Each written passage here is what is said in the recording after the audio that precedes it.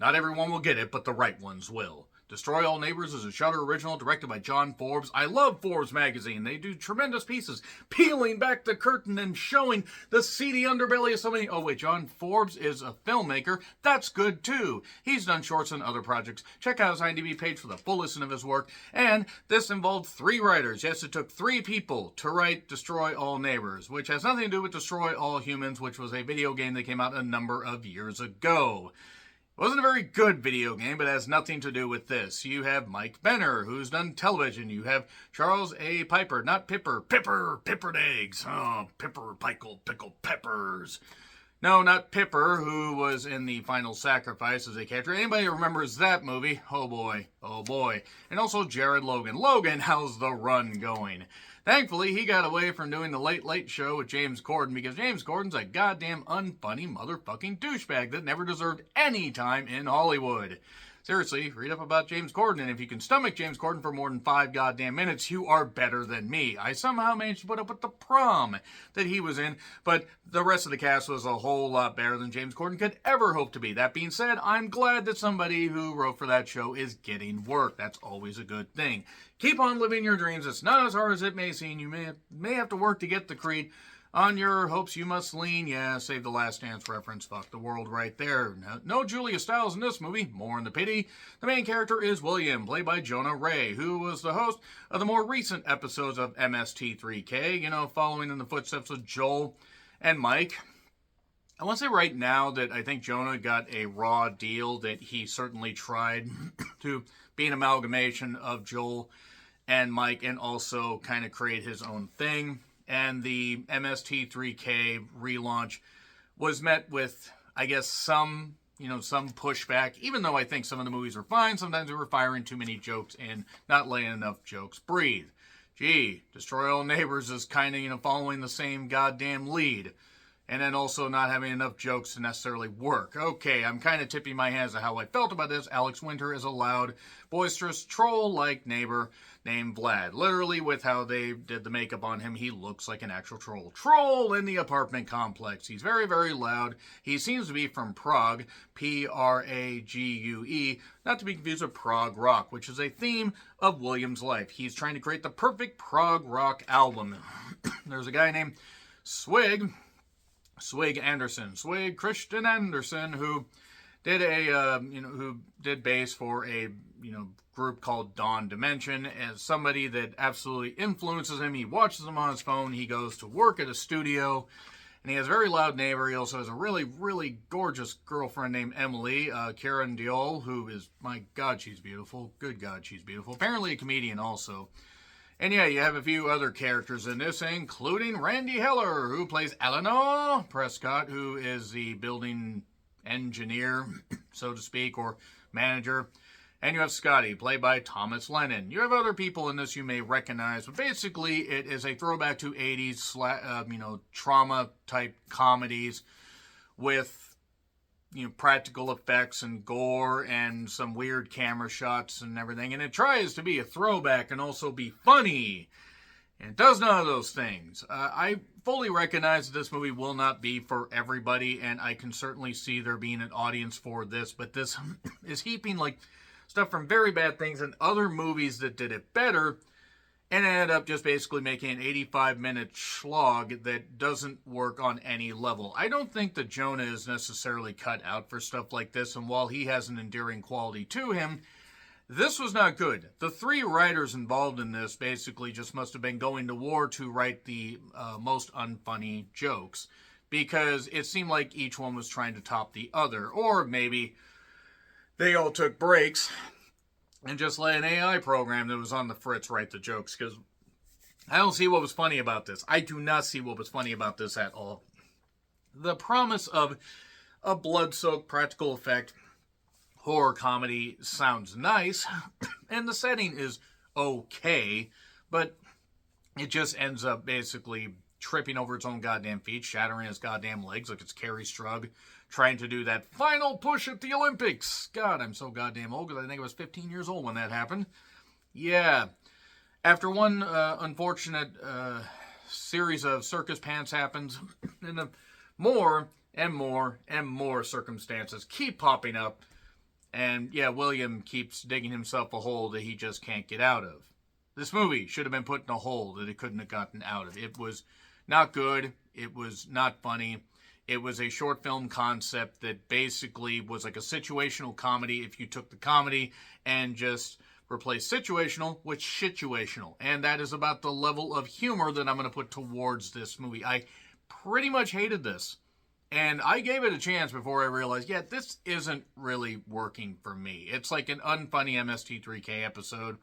Like the type where no matter how hard they try to make fun of a movie, it just doesn't work.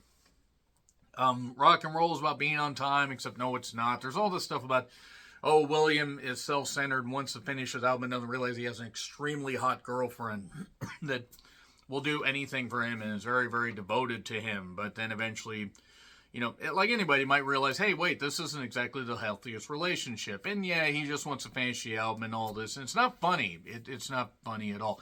It leans on the worst aspects of the MST3K host segments. And I hate to go back to the new MST3K, but that's what this reminds me of. It's trying to capture the spirit of something that has long since, been not only done better, but long since been, considered funny by the mass majority, as opposed to the minor majority. Doesn't work. Jokes don't work. Jokes don't land, except with a resounding thud, and the gore effects aren't really all that great, even though I'm sure everybody had a good time making this movie. It's on Shudder if you want to check it out.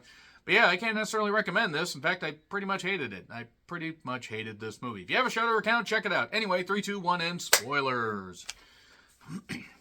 So yeah, Vlad ends up meeting an unfortunate end because William, he's basically playing Jonah. That's the thing that drives me goddamn nuts in this, is I didn't find Jonah funny in the host segments, and he's just basically playing him from the MST3K host segments. And when they work, they work.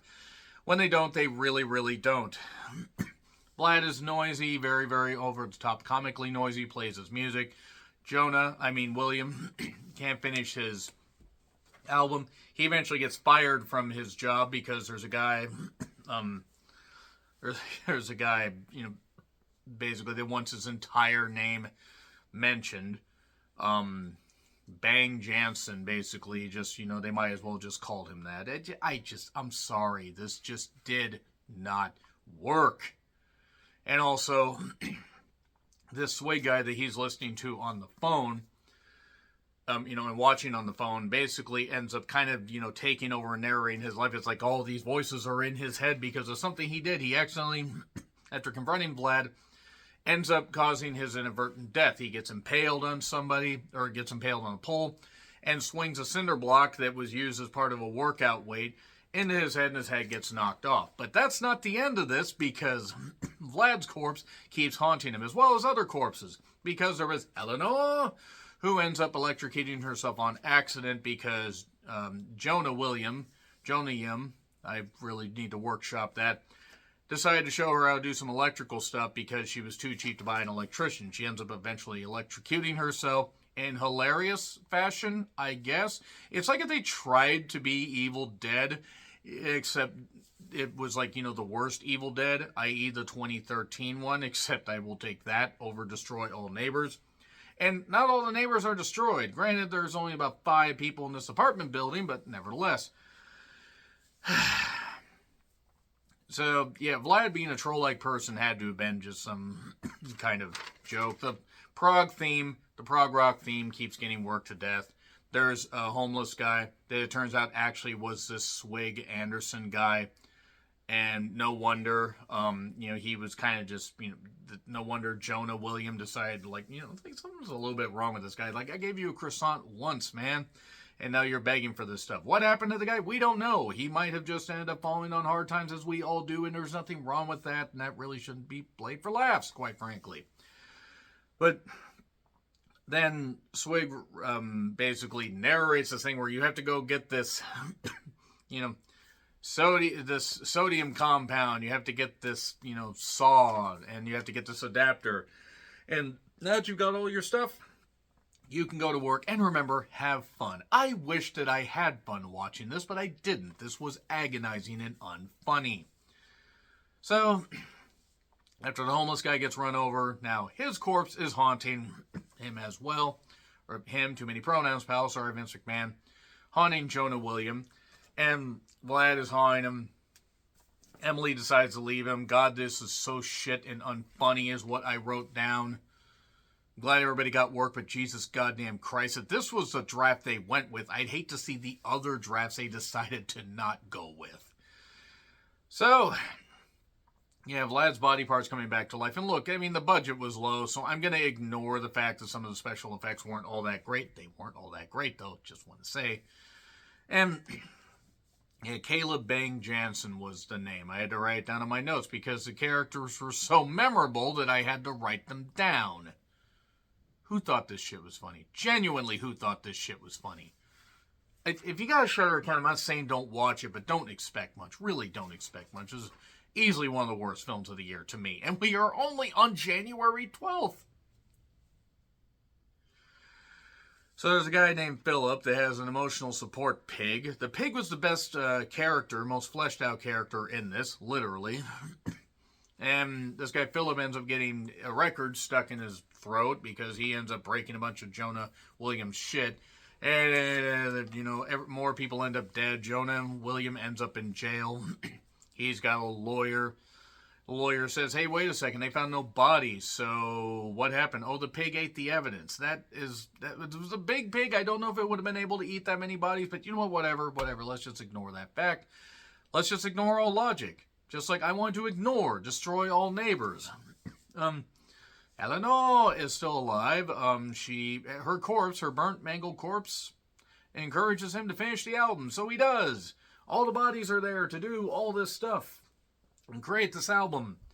Well, the former co-worker and this Caleb Bang Jansen guy, apparently we're getting it on or doing weird coke sex parties. Who knows? Who cares? You do you. As long as you're with a consenting adult, I don't really care. They do the music. Emily shows up with the cops and is trying to negotiate over a loudspeaker, talking about the relationship, doing all this stalling. Vlad ends up turning into this weird creature because he's all this stuff that's in his head, all this self-doubt. He finally finishes the album, but then Jonah William ends up in jail, and his former co-worker and this Caleb Bang Jansen guy accept the award for this album on his behalf, and maybe he'll get a reduced sentence. Maybe this movie can, do something other than reduce intelligence for anybody that fucking watches it. Destroy All Neighbors gets an F. This is unfunny. It's not even the unserious part. Like, you can just have a bunch of fun, but it's not campy in a good way. It's campy in a crappy way. It gets an F. It's terrible. Agree, disagree what I said? Like, share, subscribe, Twitter handle in the description. I'm John Ricklin. I'll see you soon.